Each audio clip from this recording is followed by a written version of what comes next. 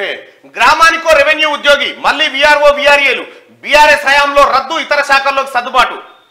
గతంలో ప్రభుత్వం ప్రజల మధ్య వారధులుగా సేవలు, 100 ఏళ్లు భూములు కాపాడిన రెవెన్యూ ఉద్యోగులు పునరుద్ధరిస్తామని ఇప్పటికే స్పష్టం చేసిన ప్రభుత్వం పెద్దల తప్పులు బయటపడతాయనే రెవెన్యూ విచ్ఛిన్నం, సంస్కరణల పేరుతో తెచ్చిన ధరణి ఓ తప్పుల తడక, పోర్టల్లోని లొసుగులతో సర్కార్ భూములు మాయం, బీఆర్ఎస్ తొత్తుల కట్టబెట్టిన వాటిని పేదలకిస్తాం, ప్రతి ఉద్యోగికి 5వ తేదీలోపు జీతం పడేలా చర్యలు. రెవెన్యూ మంత్రి పొంగులేటి శ్రీనివాసరెడ్డి వ్యాఖ్యలు. డిప్యూటీ కలెక్టర్లు తహసీల్దార్ల సంఘం డైరీ క్యాలెండర్ను ఆవిష్కరించిన మంత్రి అంటూ ఈ విఆర్ఏలను విఆర్ఓలను ఎవరైతే రద్దు చేసి మొత్తం రెవెన్యూ డిపార్ట్మెంట్ చిన్నాభిన్నం చేసిరో ఆ వ్యవస్థను మళ్ళీ పునరుద్ధరిస్తామని చెప్పి మంత్రి పొంగులేటి శ్రీనివాసరెడ్డి గారు చెప్పడం జరిగింది. డిప్యూటీ కలెక్టర్ల సంఘం తహసీల్దార్ల సంఘం డైరీ కలెక్టర్ల క్యాలెండర్ ఆవిష్కరణలో మాట్లాడుతున్న మంత్రి పొంగులేటి శ్రీనివాసరెడ్డి రాష్ట్రంలో మళ్ళీ విఆర్ఓ విఆర్ఏ వ్యవస్థ రానుందా?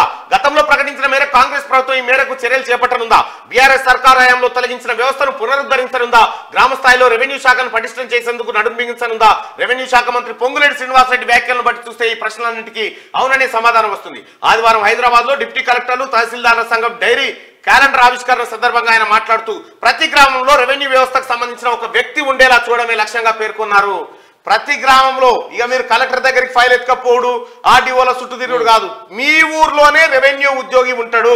మీ భూ సమస్యల పరిష్కారానికి వేగవంతమైన చర్యలు తీసుకోవడానికి ఆయుష్మాన్ ఆరోగ్య మందిరాలు, పిహెచ్సిలు, పల్లె బస్తీ దవాఖానలు, అర్బన్ హెల్త్ సెంటర్ల పేరు మార్చిన కేంద్ర ప్రభుత్వం ఉపశీర్షికగా ఆరోగ్యం పరమం ధనం వెంటనే బ్రాండింగ్ చేయాలంటూ ఆదేశాలు. రాష్ట్రంలో 4636 కేంద్రాల పేరు మార్చబోతా ఉన్నారట.